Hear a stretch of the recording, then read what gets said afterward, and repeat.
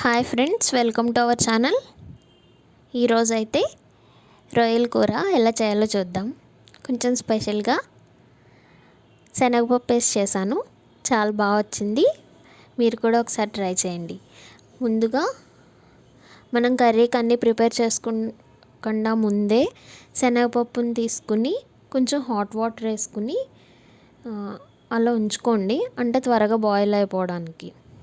Next pan తీసుకుని 2 table spoon oil వేసుకుని ముందుగా కట్ చేసి పెట్టుకున్న ఆనియన్స్, చిల్లీస్ వేసుకుని ఒకసారి బాగా ఫ్రై అవ్వండి.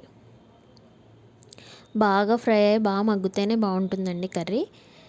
అలా మగ్గుతూ ఉండగానే రొయ్యలు చూసారు కదా, కానీ ఈ రొయ్యల కన్నా గోదావరి రొయ్యలు అయితే చాలా బాగుంటాయండి. కానీ ఇక్కడ మాకు అవి దొరకవు, సో వీటితోనే చేసుకుంటాము. వాటిని బాగా క్లీన్ చేసుకుని కొంచెం సాల్ట్ను, పసుపు వేసి క్లీన్ చేసుకుని పక్కన పెట్టుకోండి. నెక్స్ట్ ఈ మగ్గిన వాటిలో సాల్ట్, పసుపు వేసి ఒకసారి కలుపుకుని మనం ముందుగా క్లీన్ చేసి పెట్టుకున్న రొయ్యలు కూడా అందులో వేసేయండి. అందులో వేసాక నెక్స్ట్ మనం ముందుగా నానబెట్టుకున్న శనగపప్పు ఉంది కదా, అది కూడా అందులో వేసేయండి. చూసారు కదా, కొంచెం ఉబ్బినట్టు అయింది పప్పు. మీరు ఇలా హాట్ వాటర్లో నానబెట్టుకుంటే అప్పటికప్పుడైనా వండేసుకోవచ్చు.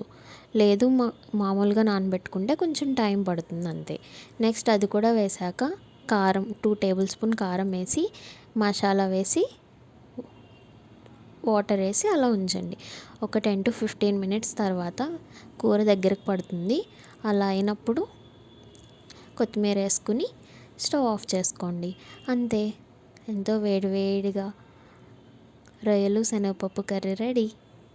తప్పకుండా మీరు కూడా అందరూ ట్రై చేసి నాకు కామెంట్ చేయండి.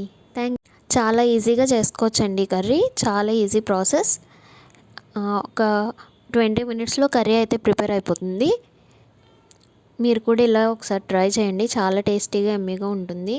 కొత్తగా ఇష్టపడే వాళ్ళకి బాగా నచ్చుతుంది. Thank you. Please like, share and subscribe.